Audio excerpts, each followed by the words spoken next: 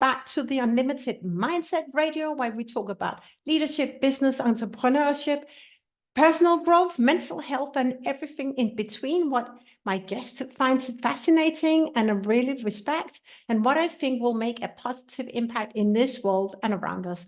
We go live with solo episodes and fireside chats, and today I'm bringing you an amazing guest, Andrew Eggelton. Andrew is the founder of Redefining World-Class Presenting. Yes, and guess what it is all about? But at least what Andrew does, it's all about helping leaders take and to just being them. It's not easy, right? We haven't learned from home and school just being you, because we are learned to conform. But actually, Andrew has discovered a framework for just how being you. And in our conversation, Andrew talks about his childhood, and then one day asked, but he has done a lot of stage performance. He was asked to just be you. He told the story that one day he said, just because how you showed up last time was just really amazing. And Andrew started to wonder, but what does it mean to just be you, and who am I when I'm just me? And I think that's kickstarted Andrew's journey, and also just being you was a cornerstone in our conversation. And I have so many notes from our conversation, but want to highlight that be authentic in your journey, be you. Don't pretend that you are happy when you're not happy. Don't pretend you are running with overflow of energy when you actually come from lack and you're really tired, because your audience will pick up. And it's what Andrew also talks about. It's about the energy. If your words just do not match your energy, your audience will pick up. So whatever your message, show up and be so authentic, because the more you do that, the better an influencer you are, a key person of influence, not an influencer. I don't think we want to be that in this room, at least. But just honor yourself, right? Honor yourself. And what else do I want to share? Andrew said that his way to find his journey to just be you, he modeled a teacher, and that was a teacher who created a space filled with love, fun, and it was really safe. And the safer we feel, the more relaxed we are, and the deeper conversation. So that's an invitation to you as well, to create that room. If no one else creates that for you, create that room where you feel so comfortable. And what else do you want to share before just opening the floor? There's another one, right? How do you give words life? I love that when Andrew mentioned that. So it's about embodying your message. Give life to your words, and you will hear that's when Andrew talks about it, like sitting home with the blankets and a nice hot chocolate in the hand. Like, you can really feel that you're home, and I really love that. Give words life. So I think with this, enjoy the conversation. Hi, Andrew. Welcome to the Unlimited Mindset Show. How are Really you? nice to be here from the other side of the world, about as far away as you can get. Exactly. So where are you based, Andrew? I'm based in Queensland, so it's the sunshine state of Australia. And I'm based in Copenhagen, Denmark. So it's about like a 24 hours flight. Minimum, and I just did it. Yes. And I'm super excited to have you on the show today. And as I mentioned, as I've reached out to you, I was intuitively guided and led to invite you into a fireside chat.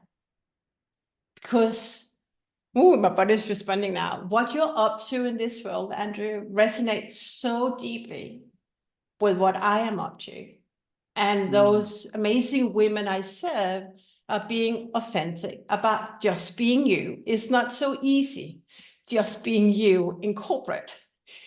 But those I serve have come to that plateau in their careers where They're ready to unleash their full potential. They're ready to just really allowing themselves to be themselves. And as I just get to have a chat with you because I think you know something that I know my audience is longing for. They don't even know. They're longing for what you know. So welcome, Andrew. I'm happy to share. I'll be guided by your questions. I know you're very good at asking these questions and guiding it, so I'm going to leave it all in your hands. Thank you. So I always start these talks with the backstory, your origin. I'm always curious about what led you to who you are today, about really trusting yourself. You've got the freedom, right? So tell me about exactly. I was like, who's that? Why is that? And joy, freedom and joy.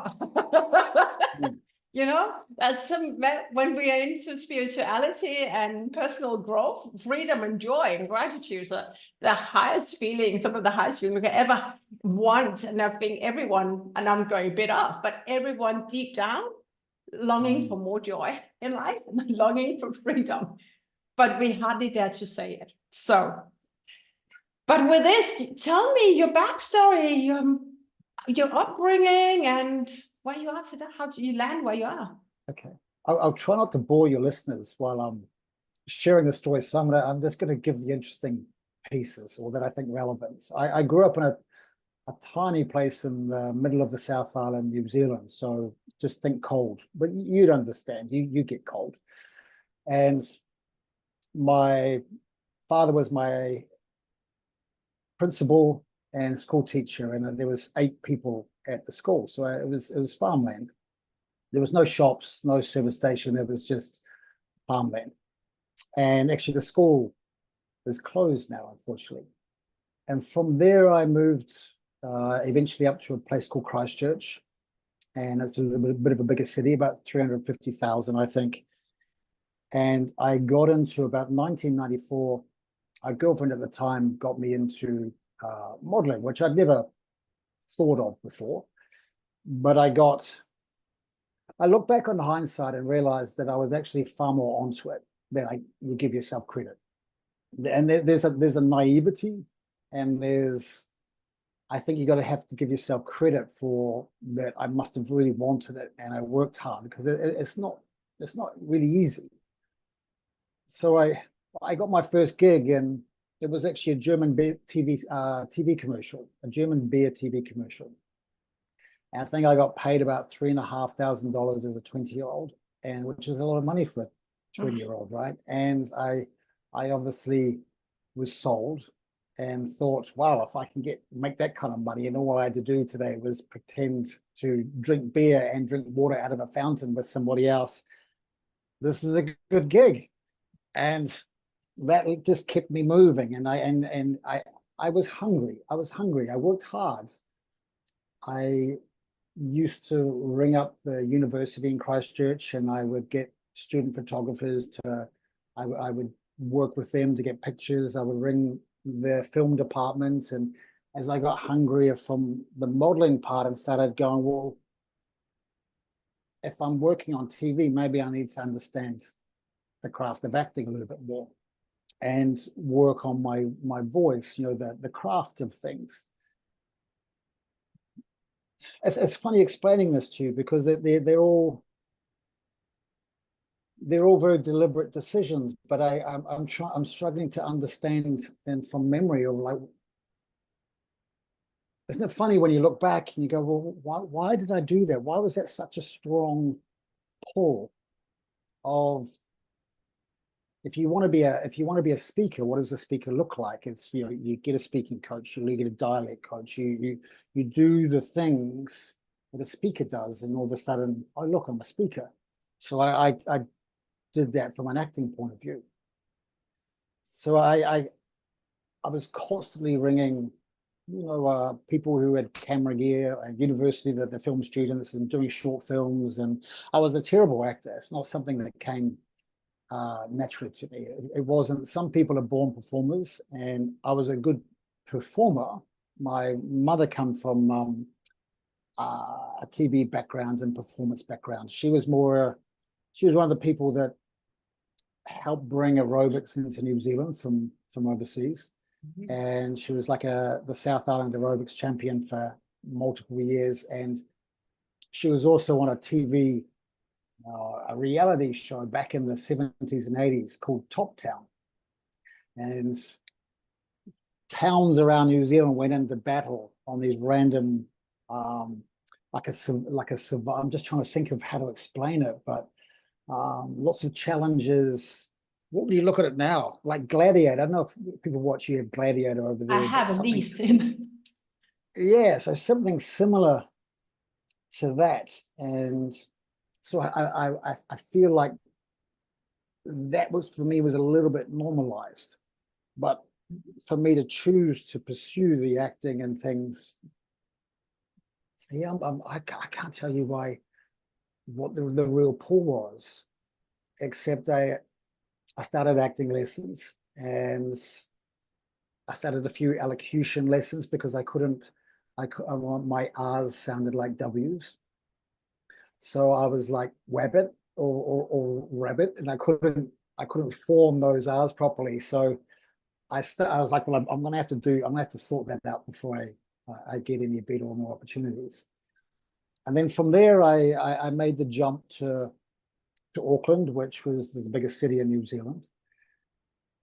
I started acting classes up there. Someone introduced me through someone who became like an amazing mentor of mine. I did his acting classes for about 10 years, his history for 10 years. And it's really interesting because the way that he teaches or taught, I see so many parts of me. I was going to use the word copying, but it's modeling from that. His classes were always fun. They were always full of love. They were always very safe. And I bring that when I do my events and work with people. So there's a spark of joy. I'm doing something that I love, and I entertain the people that I'm working with. And I love that, meaning that there's keeping it fun and light. And so and then being able to guide them or bring the best out of them, even though standing up in front of people can be a very terrifying thing to do. I feel like I model my acting teacher. And those classes, although sometimes very terrifying and scary, and you'd overthink it going into the week that you knew you had to do a scene, you knew that everyone in that room wanted you to win, and he was always going to make you better by the time you walked out. So I modeled that. And he taught me some really valuable things that I still use in my teachings today. And probably one of the primary thing is he used to speak about indicating. Now, indicating for an actor is when you're forcing or trying to show the audience how you feel. So a bad actor, you can tell that they're not really upset, but they're trying to show you on the external that they're upset. So they're modeling what upset looks like, or what they believe it looks like. And you know what's really interesting? He would have started teaching me that in 1998, 99. That penny only dropped in the middle of nowhere. I was doing a TV show in Melbourne, and the penny only dropped in the middle in 2017.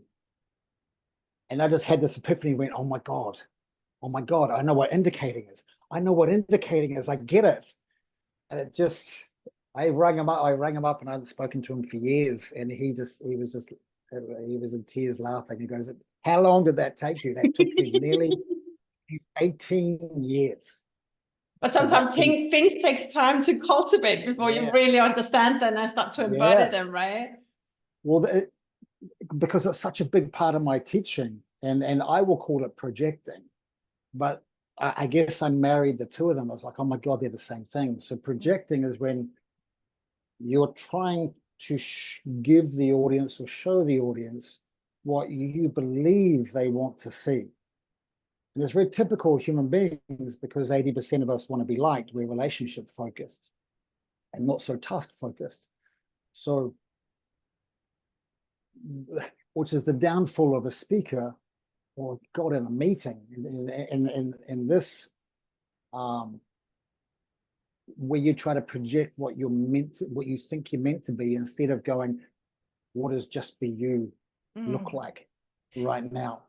I love that. So just I've pause a so bit. deviated off my career and how I got there, but I feel like it was a good deviation. But to cut this little part short, when I was in Auckland, I had what I would call now, in hindsight, beginner's luck. I worked on a movie with Peter Jackson and Michael J. Fox. That was my first little thing, tiny little part, but it got my foot in the door. I had a really good part with Ryan Gosling on a TV series called Young Hercules. That was being shot with Xena and Hercules in New Zealand, and that he was fresh out of Mickey Mouse Club, and he was exceptional back then. He was a very confident, charismatic. He just carried himself very differently already, like, because he had craft. And then I got a job on a TV series called Shortland Street, which is a medical drama, primetime medical drama in New Zealand. And that was one of 3 times I got a role on that show, with the last time being the longest and biggest role. And I was sold. And then I was like, okay, this is my career. I can do this. But my main passion was always presenting. That's what I wanted to do. But by this time, I had momentum in acting. And so acting was taking, the access to acting was easier, meaning there was lots of acting teachers. I couldn't really find presenting teachers or that kind of thing. It was just easy to find a good acting teacher. Lots of people were into acting, and it was a group training all the time, or every week. And again, TV presenting didn't come naturally to me. It didn't come naturally. And this is how bad my first experience was. I hounded this producer of a TV show for like, I think 3-4 years. Like, I was always on it. I was ringing him up. This is before mobiles. I would just ring the studio, and it was a music show. And this is when, in the late 90s, but it was when music shows were kind of new. And I hounded him, and he auditioned me a couple of times, and and again, with the benefit of hindsight, you realize I actually wasn't very good, was it? I was pretty bad. But in my head, I felt like I could do it. And so he was smart enough to finally yield and say, okay, you're gonna be on this show, but I'm pairing you up with this lady called Miranda. And I thought, and this is the trap, I thought that this was my big break, right? And I put a lot of pressure on myself. And I thought that I had to have everything prepared. And it was in my head, I was like, the world is about to see how good I am, which is naivety. This is the naive part, right? And I went in and I kind of rehearsed everything that I was going to say, which doesn't work like that, hosting a show, because you got to work off your co-presenter. That's co-presenting. Work off who else is there and ask questions, and then hand it over, throw her the ball, or pass, and then you'll receive something back and work from there. And if you're relaxed enough and you have a sense of craft, you'll be able to work with whatever's there or hold the silence. And I could do neither. And so everything I said was premeditated. So whatever she said, I had this premeditated thing to say, which of course had nothing to do with what she was saying. So it was a slow train wreck. And I think about 10-15 minutes into it, she started crying live on, and this is live on air, by the way. This is live, going out on live national TV. And she started crying on set because it was her show, and I was destroying it. And then she couldn't hold the tears back, and she ran out of the set, out of the studio, never to be seen again. And I was left holding the show, going, I don't know what to say. I don't know what to do. Where do I go from here? Until the director goes, cut there. We'll take a commercial break. And that was it. And that was my last time ever invited to that show. And that was also, it showed me that I had a long way to go. A long, long way to go. And just as a short, because I know I have a lot of questions to ask, right? But thanks, that was really interesting. I took some notes, so I think we can work on that as well. We'll talk about that. But from that experience to where you are today, just in one like shortcut, what happened? Practice, and actually, here's the key: is knowing what to practice. Because if you don't know what to practice, how can you practice? And so I was getting really good advice from people who knew, and then doing what they told me to do, even though no matter how weird or silly it felt, I would do it and hold myself to it. And then I got a couple of breaks because I'd got myself into a position where I was natural enough on camera that I could Andrew could come across, and if Andrew was available for the audience to see, I had a better chance of winning people over instead of me pretending to be someone that I wasn't. And I did a documentary in Cambodia, and I coached the Cambodian rugby team for a few months, and I had a camera crew follow me on that whole journey, and because I had a camera crew all the time, and they became such good friends in that time, they just shaped me. They just talked to me about what I could do, what was available to me. They wanted me to win. They wanted me to get better. So I started to understand, not just from my side, but from what they needed. And therefore, that thinks that when you know what they need and what I have to deliver, you can start collaborating.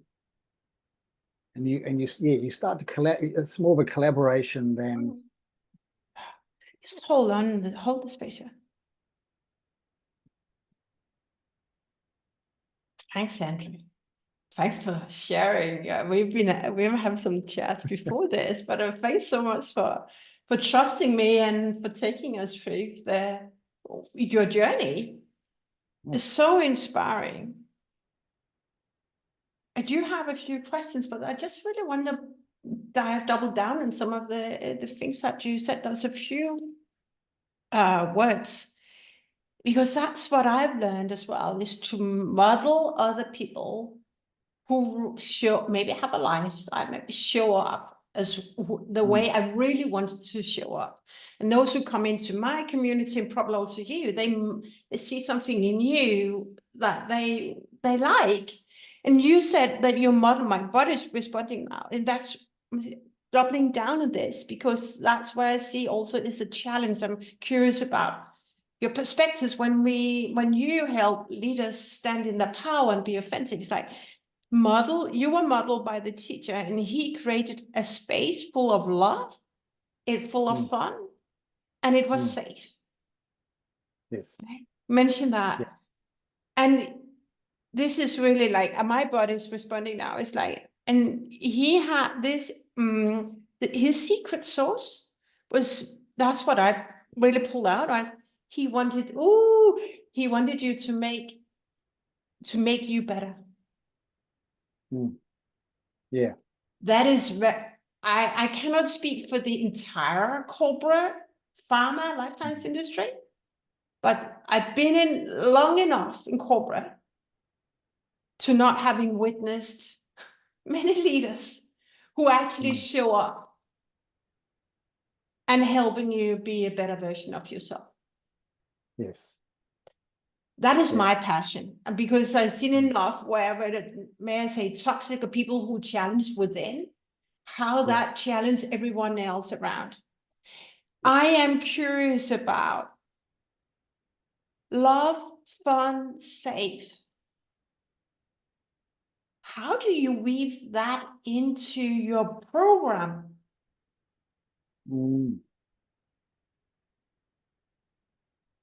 May I hold the space for me?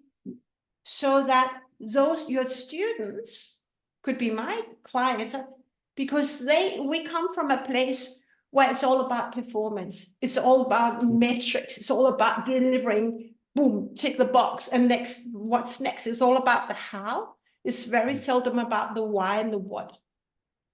It's funny because that's words I just wrote down. Why, what, when. Literally, when you would have seen me scribbling. Yeah, and that's modeling. That's what am I modeling? Why am I modeling it? And then so I can use it whenever I want. So you have to know, okay, what is that thing you're doing now? What's that? This is what I'm doing, and this is why I'm doing it, and this is when you would use it. And now let's work on it so you can use it whenever you want or whenever you need. So it's important for me when I work that the people around me can model off me. So that's the best for me. That's the best leadership. It's not just say what I do, what I say. It's model off me. I've worked on these things that I'm asking you to do, so you can model off it. But then, of course, the end game is that they're comfortable enough using them that they start to make them their own. It's like they find their own nuances and subtleties within their delivery, and you can see them. I love that. Mm. In that process, I just really following my intuition here,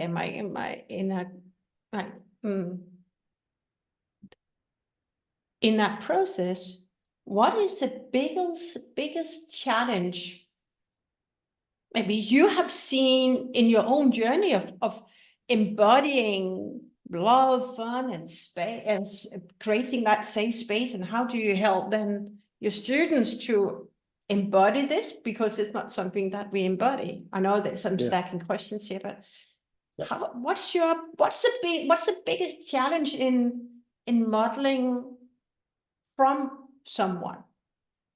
Does that make sense? I think it's hard. Look, I'm just going to use public speaking or presentations as my example. It's the thing that I think I know best for me. Sure. It's hard to model of something that appears to you to be very mundane or not exciting. So what I look at, you get to a point where, like, I don't just want to do this well. There's a sense of, I believe that I've reached a point of mastery, and after 30 years, you'd hope so.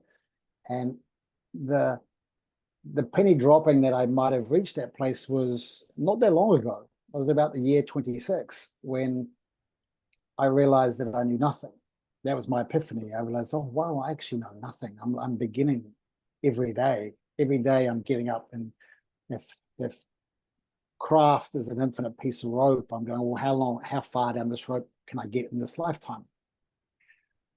But you get to a point where you go, I don't want to be good. Like, how do we start redefining what world-class looks like? How do we start redefining what this looks like, instead of this tried and true recipe that I can tell most people find very boring and overly technical? So what is the experience you want to have, was what I started off with first. What's the kind of experience do I want to have? And then let's work backwards on building the building blocks, the tools to have that, enable that experience. I needed to write that down. I'm writing it down. Oh, sorry. No, That's just it. So if you're not excited by what you're seeing, or you're being told to do in a craft or anything, you're just going, God, this is just it's not exciting me. What you struggle to be passionate, and if it can't light that flame within, you really need to find someone or that lights that flame, that is doing it a way that guides you, or is a stepping stone to the experience that you want. This is deep. Yes. And it really, I listened to a meditation preparing for our conversation this morning. It was all about And I think it resonates with you.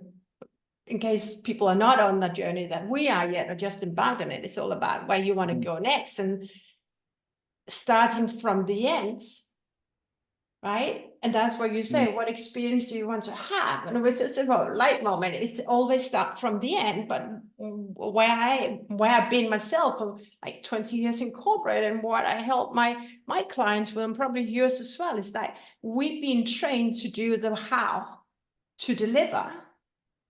But well, if we want to design our life, we want to know where we want to end.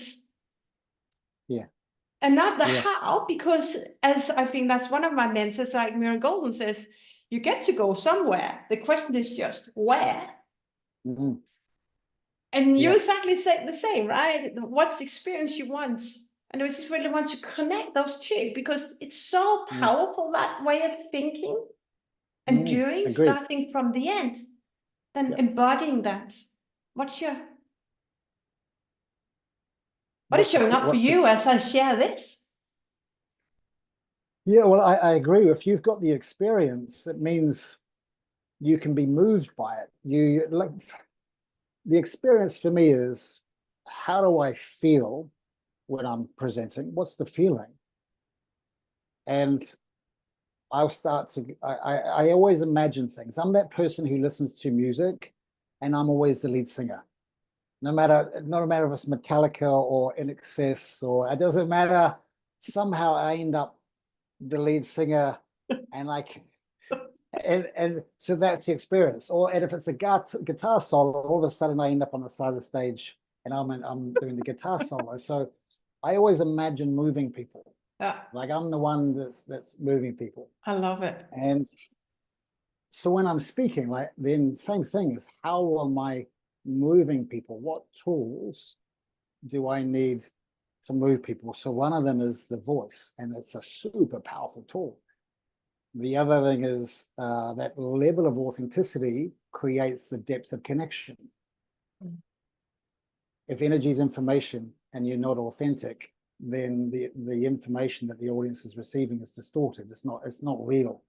It's your performance, which is very I'm going to say shallow, but two-dimensional, or you know what I mean? It's paper thin, instead of, when you're authentic, there's a depth, a mysteriousness about it. And just hold the space. I'm curious. How do you, so it's become very natural for you to just be who you are. Whereas I have had to do a lot of masking off, allowing me and giving myself the permission to be me, and not actually fearing of being rejected or not conforming to other people's opinions of how I should show up. I think that's always there. I've been doing a lot of inner work, a lot of saying, allowing myself to be me. And I think most of the people on this planet are either are not aware that they can give themselves the permission to be themselves, and those who are on this amazing personal reconnecting journey, maybe I'm not discovering, because we're always discovering, right? Then how do you help people connect with themselves and teach them and embody the craft of energy? Because energy is so underrated, but so important. That's the easy part. That's the part I find really simple. So when I work with people, let's say the London event I just did on September 28th. When people come up and work, the first thing is they can be nervous, but I have created a room that feels good. You know what I mean? But there's always an apprehension, because we have this expectation, we want to be good. And I remove that expectation by either humor or just, it's like, you start where you start. My job is just to get you better each time we work. Just get you a little bit better, a little bit better. That's my job. Don't you worry about it. You just do you, and I'll share with you what to do. So there's nothing ambiguous. I'll just give it. You just keep doing what I tell you, and you'll see the natural progression. You actually, so you don't have to do anything. That's what I take away from people. You don't have to do anything. I'll guide you all the way. So then it's, if I can't feel it, what they're saying, it's off. Something's off. Mm. So my job then is, I'm going to give an example of what I might do, although I'm giving away my secrets here, so people see me coming now, is I'll just stop them, or they'll finish naturally, and I'll ask a question, and they might be, oh, I was just thinking, whereabouts in England are you from? Where's your accent from? And they might say from the north or this, and I'll go, okay. And when did you move to London? All right, and how many people in your school that you went to? And I start guiding them into other things, right? And you go, okay, who were you close to, your mum or your dad, when you were a kid? And they go, oh, definitely my mum. I was like, what were things that you used to do?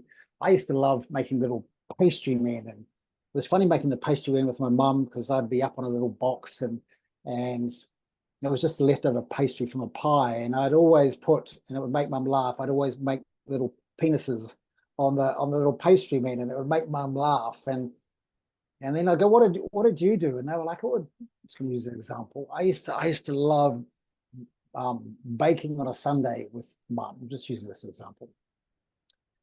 And then they get lost in that. They get lost. There's no need to pretend. There's no projection anymore, because they're in a place with me where the rest of the room has disappeared, and it's just us two now. And we're having fun, and we're talking about something that's fun, and that emotion of that memory. And then I'll go, I love it. Now start again. Mm-hmm. And they start from here. And the energy is grounded, and it's them. They're them. And the difference is, I'm moved, I can feel it. And you can tell every single person in the audience, because I always look and people are going, mm-hmm, mm-hmm. They're nodding their heads. Mm. And nearly every time when someone speaks the first time up, or even the second time, there's nothing happening in the room. It's dead energy. It's just dead. There are words being spoken. Someone might be explaining what they do, but no one's really listening. It's like I'm just watching someone speak at me.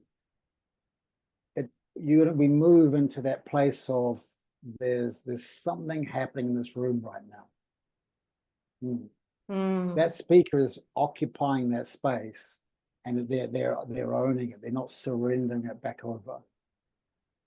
I love that. I love that. Occupying the space. I say, I take the room, but occupying the space, and that movement and that voice, and being so present. Yep. And I think here, what really also resonated with me and those I work with is that that's the most difficult part, being corporate and going up to pitch for the C-suite or whatever, right? Very, very much, it's not to pretending. Yeah. You want conversational reality. You want it. It's just like we're having a conversation, and this is what I'm about to explain to you. Yeah. And it's conversational reality. I love that. So what could be one of your guiding stars when you are in a room with strong voices? Just reframe that question. Yeah. So if I'm in a room with a strong voice, at least I'm in a room with a lot of strong voices, but I no longer dim my light. I know that I'm worth enough to be in the room, but previously I gave away my control to those strong voices, and I would play small, and I wouldn't come across as a confident Camilla.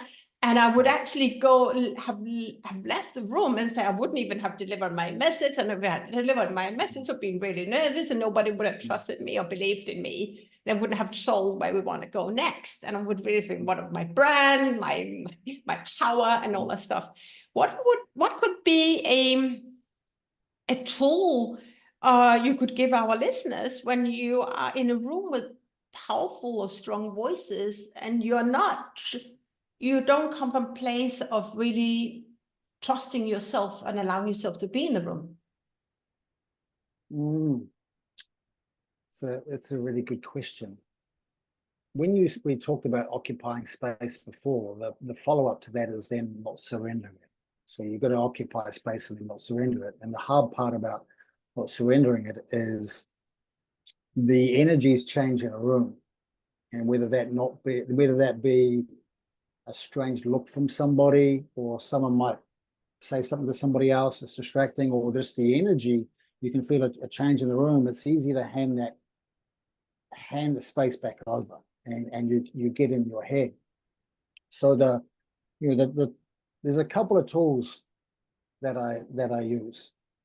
The first one is there's an understanding of, if I know how to do what I do, meaning if my job is to present in this situation, do I have the tools to use my voice in a way that is commanding and assertive and seductive? I like the word seductive. It's seductive. You can seduce powerful people, or insecure people. It's a seduction using your voice and the pace and the tones and the feeling words. There's a craft to using your voice.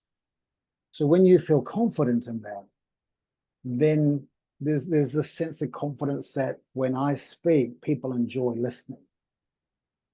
Does that make sense? And I also, to become more assertive, I started removing the tonality of my questions. So instead of going, "Would you like an ice cream?"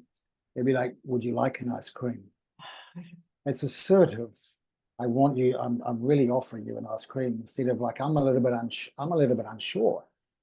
And that came from the same show where I had the epiphany about indicating, the penny drop after 18, 19 years. And there was a man on the panel with me. And when he spoke, I really listened. I was like, wow. And then we were speaking on the same subject. And then I like watching the monitor. I go, after a take, I go look at the monitor and I go, okay, what am I doing? How can I improve? What are the little nuances that, am I doing something? Am I focusing? And when I was listening to the playback, I went, God, I sound like a child next to this person. I sound like a kid. And this is 2017, just not that long ago. No.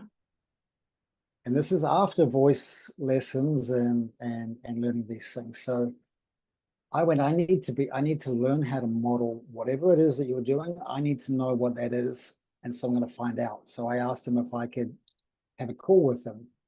This was Christmas 2017. And it was a really quick call, because I went, and his name was Andrew as well. I went, Andrew, what is the difference between when you were my age and your age now? Because when you spoke, I listened to you, like you commanded my attention. And he said, oh, that's easy. It's so easy, Andrew. I just believe what I say now. And I went, oh, okay.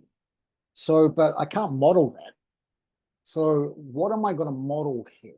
What am I going to work on every single day? And I'm really big on these little post-it notes.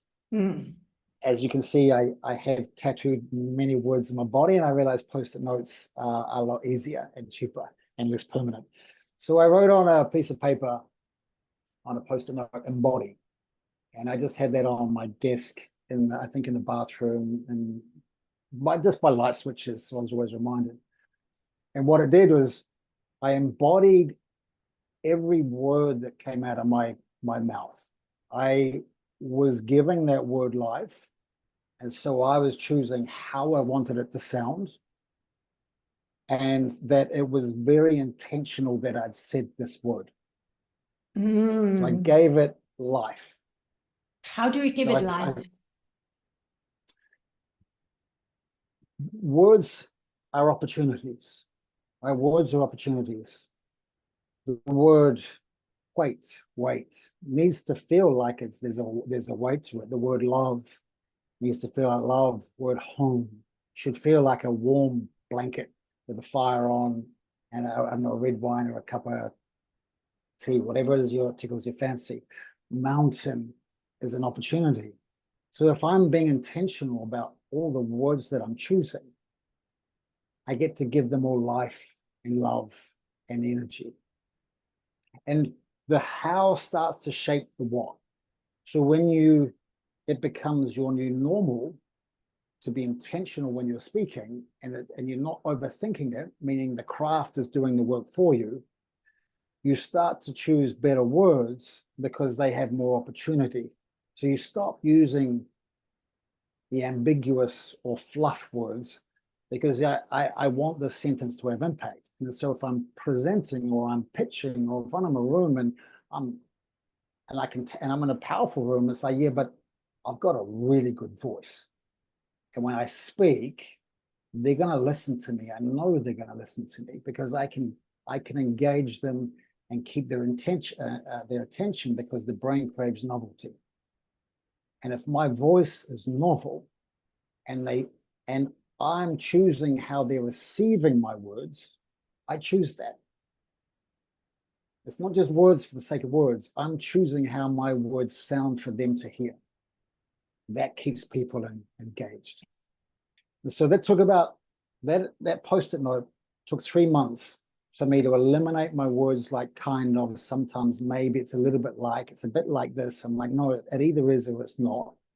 So there was a more an assertive, definitive.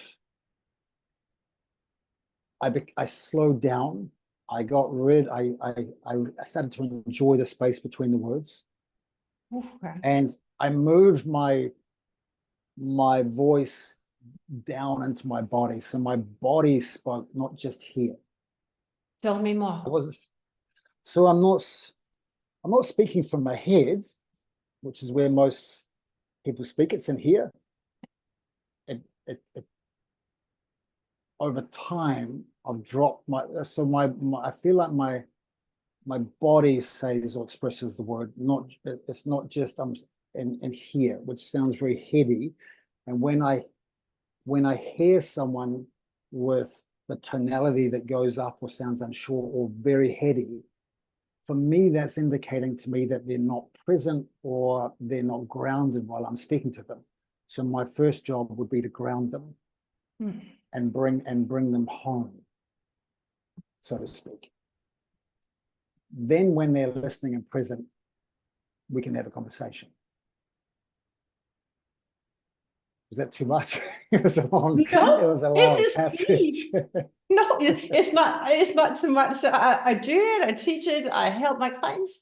But those who may be listening from your audience, we don't know where they're tuning in from. But this is so powerful. So how I speak now, I can't remember how I spoke back then. And I watch videos of old stuff and go, wow, that's like a different, but I couldn't speak like that now if I tried, because it's not natural, it's not me. So people go, yeah, but I don't want to lose my voice. And you go, well, you don't. You just have a better voice. And it becomes you. It's you. So I remember that I did a tour of Australia about April, May that year, 2018. So 4 months down the track. And in the first 2 cities, 2 people came up to me afterwards and said exactly the same thing. They were like, oh my God, you're so different now. And I was like, oh, what? Like what? And they were like, it's like you believe what you're saying now. It's like, oh my God, bingo. That's what I'm after. They couldn't have given me that was like the best compliment they couldn't have given me. I'm like, I've worked 4 months on this. Yeah. And that's what's so interesting. I talk from you for brain. I talk about head, being in my head rather than speaking from my body and speaking from my heart. And I can feel now when I'm in my head, then I'm not in flow states. But I'm really just allowing myself to be so present. I'm not into how perfect is the words I'm saying right now, but it's really following and tuning into my guidance. Then I'm really, really present. And I love that. I feel a lot of viewers can learn from this. It's so profound. And what you said also, I think that's also That's an amazing journey ahead of us, a movement about being so intentional with how we show up and the words that we choose, because then you say, and I think it was so beautiful, the words become you. The words become, yes, yeah, and the how starts to shape the what, or influence. The how influences the what. The how you say it influences the what words you choose. And then suddenly we give power to the how. Yes. And not the why, maybe the why in the beginning, but suddenly the why, the what, how has so much more power, but a different power rather than the operational power, but the image, the feeling, the embodiment of what we want to convey. That end state is a how. Yep. Whoosh. Yeah. So presenting's it's a feeling. It's not a doing. So you were bang on with what you were saying. Is you're aware when it's not real or not working, and it doesn't feel right, and you come back, and pretty much that is, that's my first step of, how do you just be you on stage or in your presentations or in interactions. And it's taking ownership, so that the idea of authenticity is far more sexy than the reality, and people struggle to let go of what they have, because they want to be authentic. It's a good idea in principle, but the reality can be too much for some, especially if they've built a great performance that is now their signature. So before I go on stage, this is just how I just be you. Before I go on stage, I ask myself, how am I feeling right now? How am I? Like, being honest, don't bullshit yourself. How do I feel? I'm like, okay, I'm a little bit fuzzy in the heads, or a bit cloudy, or I'm a little bit agitated, or I'm a little bit frisky. Whatever, you're melancholic, whatever you're feeling. I'm jet lagged. I'm tired. I'm tired. I'm like, this might be hard. But then you then go, okay, I've described how I am. That's how I am now. That's just be me. Like, this is me right now. The hardest part is when you have this idea how you're meant to be, but you're not feeling like that. So you've got the outer world, which is what the audience is seeing and you're projecting, and you got the inner world going, they're not married. You and your performance aren't married. It's like two different things. So it's awkward, and you're going, oh, does anyone know? Or, okay, I'm still here. I'm doing okay. They don't know. But when you take ownership of how you feel, you name it, and then you don't judge it to be good or bad or right or wrong or positive or negative to how you're going to present today. Because your only job when you present today is to give intention to your words, so the craft does the work for you. So that the level of craft will pick up the slack. So for the first 5-10 minutes, my voice will do most of the work for me while I'm finding my feet on stage or camera. But I'm allowed to be tired on stage. I don't have to pretend. I'm like, I'm tired. And if I have to, I'll frame that up to the audience and go, that's a long flight over from Australia to UK. I'm so jet lagged. Let's see how this goes. Could be a complete train wreck. Let's see how we go. The expectation is now removed from my shoulders. It's like I don't have to be anything now. I don't have to be anyone. This is how I'm at, and all I have to do today is share my wisdom. And what happens? And then I want to maybe close with a question, but what happens when you just show up as who you are, connecting with yourself, how you're feeling right now, jet lag, tired, whatever's going on just before, and then you show up and you just really share how you're showing up and be so honest and authentic. Yep. If you didn't do that, that would be a gap.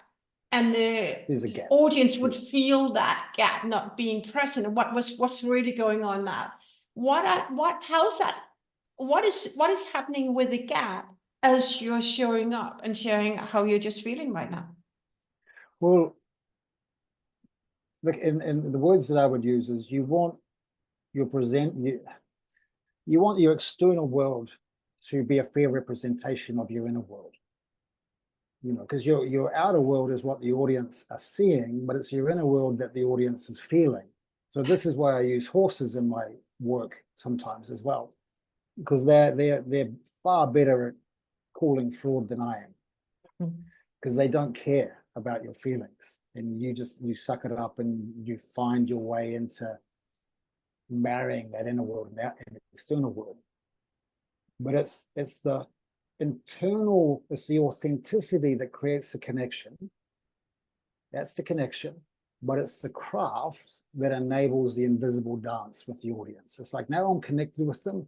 What am I going to do? Where are we going to go with this? We're connected. I can feel the energy. I can feel that you're hanging on my words. I have you where I want you, because this is my job.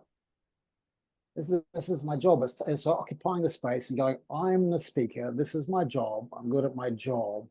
And these people, being able to own it, are now in for a little ride. And there's that confidence from the audience to go, oh, this person knows what they're doing. You know what I mean? And does that make sense, Camilla? The craft. The craft is like, where do I want to take them today? And you were just that craft. Tell me about this. What is that craft? Because it can mean something for you, can mean something for me, and something for the person who listens. But to you, what is that? What is craft for you? Craft is multiple skills practiced over and over and over and over again until they become you. There's no separation. So they're happening automatically.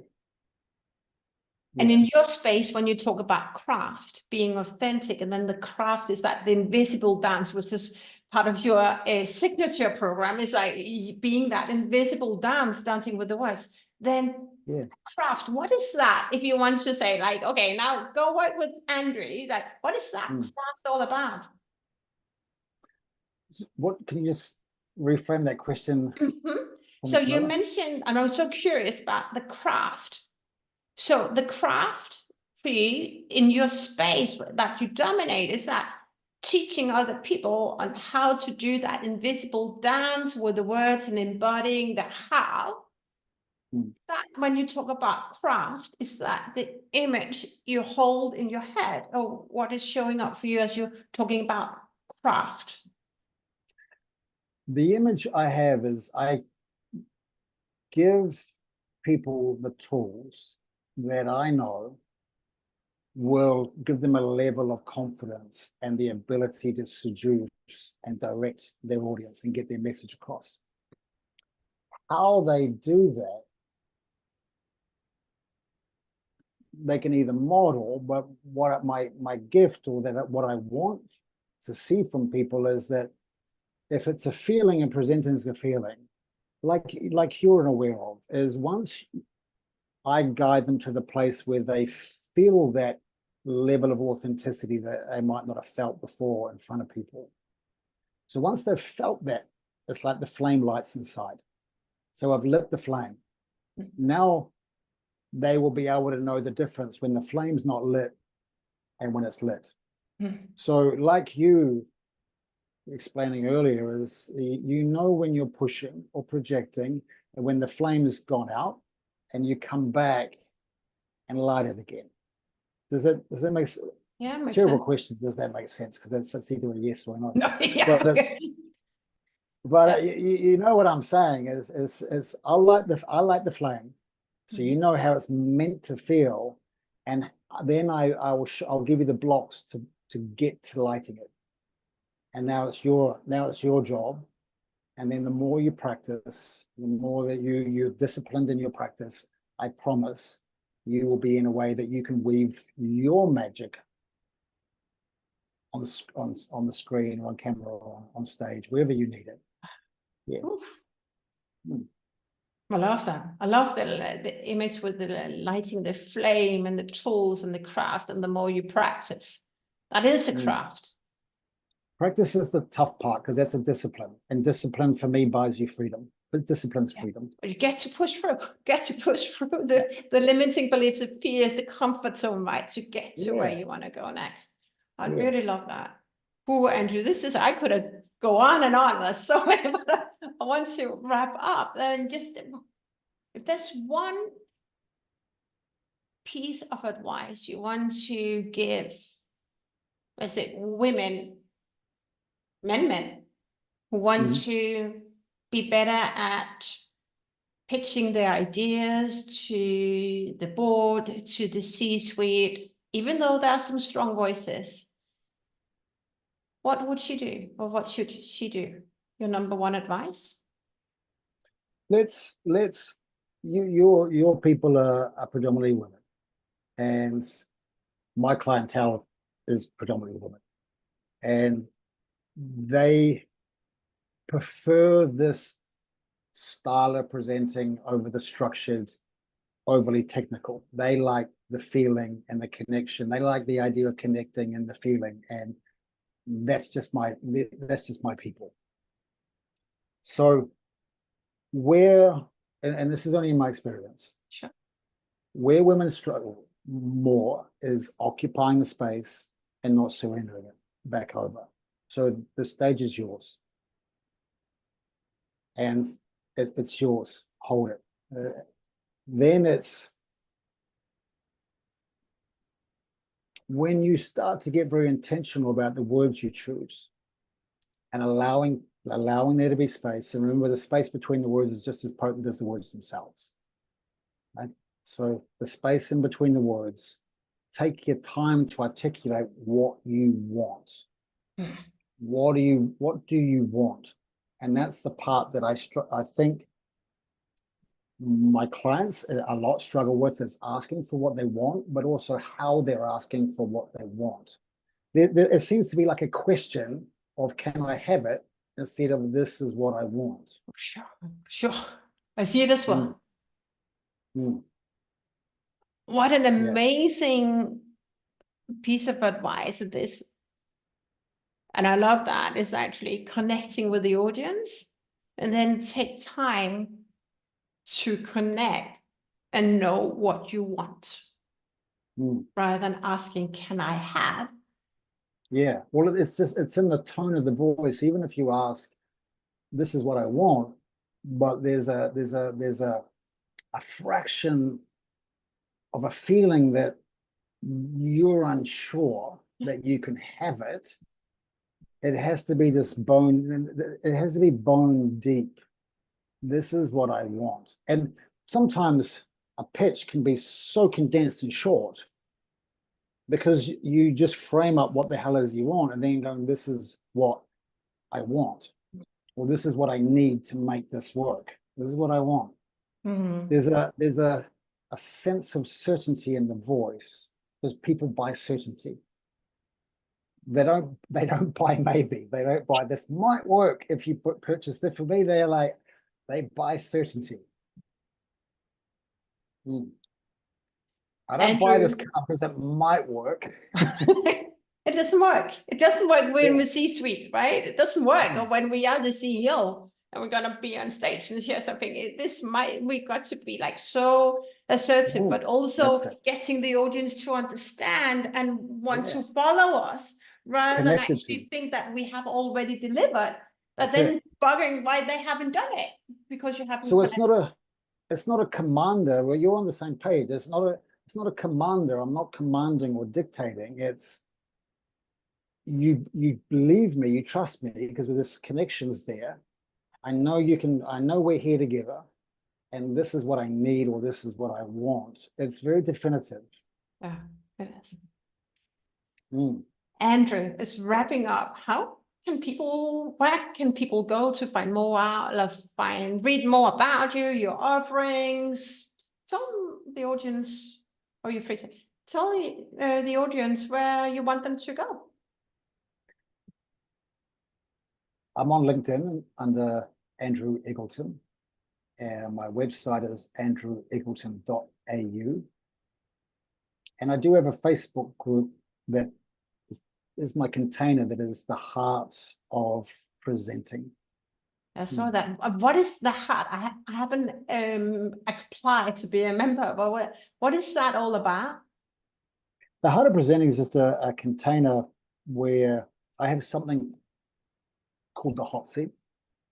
And the hot seat is, I do a 45-minute, I choose 2 people every month, and in real time, because I think it's a real, you have to be good at what you do to coach people live and put them on the hot seat, so to speak, and coach them live and guide them. Because if they don't get the results in that 45 minutes, everyone watching is like, oh, this doesn't work. So I pride myself on being able to put people on that seat, and I give them a famous speech. In fact, last couple of weeks ago, it was actually Dr. Seuss's "Oh, the Places You'll Go," believe it or not. Have you ever read that book, "Oh, the Places You'll Go"? No. Anyone who knows Dr. Seuss knows he has a very distinct, rhyming, fun way of looking at things. I've used Nelson Mandela's inaugural speech, just iconic speeches, because they're more intimidating. The more intimidating, the better, because you look at that speech and go, but I can hear Nelson Mandela saying that. How am I going to make that my own? So my job is for you to read it first time, cold, and then for me to start layering with tools, and just allowing the tools to do the work for you, and elevating how that feels. And every single person so far, touch wood, has nailed it. And you can tell, you can just tell. People get excited. They're like, oh wow, that I can use. My tools are very simple, super simple. It's not meant to be complicated. And you're a super simple guy, but you're super authentic. You're super easy to have a conversation with, and we can go so deep. I really, really enjoyed having this conversation, Andrew. And thanks for sharing everything, that from your story to like learning to I call it dance with the fear, and learning to dance with that, the invisible dance, with having a part of your signature program being you, right? Yeah. I really and that's the giving power or life to the how. I found that so beautiful. And you took me there when you talked about the warm blanket, but creating the connection, or build that connection with the how, when you actually state whatever state that is, can just be in the team meeting, but still you have to convey and articulate a very important message, and you want your people to follow. It's about understanding the how, then the why and the what. Yeah, the words creating a feel. The words evoking a feeling, like more that limbic part of the brain. And that's why it comes when we have to slow down. I think it's a have to, must slow down and being so intentional with what we say. Yeah. Thank you for having me. Being such an honor. What did you say? Sorry. Thank you for having me. It's been a great conversation. Thanks, Andrew. Thank you so much for tuning in to today's episode. If you are a woman ready to ascend in your leadership and in life, and are ready to unleash your full potential, check out our community, Project Olympus, at calvertcoaching.com/Olympus. And check out our website as well, www.calvertcoaching.com, for free resources, masterclasses, other events, and our amazing leadership challenge, Be More Impactful, to help you elevate your leadership, create more impact, and be that trusted advisor that dares to ask those bold questions that nobody else dare to ask. I hope you enjoyed this episode, and I want to encourage you to listen to other episodes on our channel for continued inspiration. See you on the next episode. Bye for now.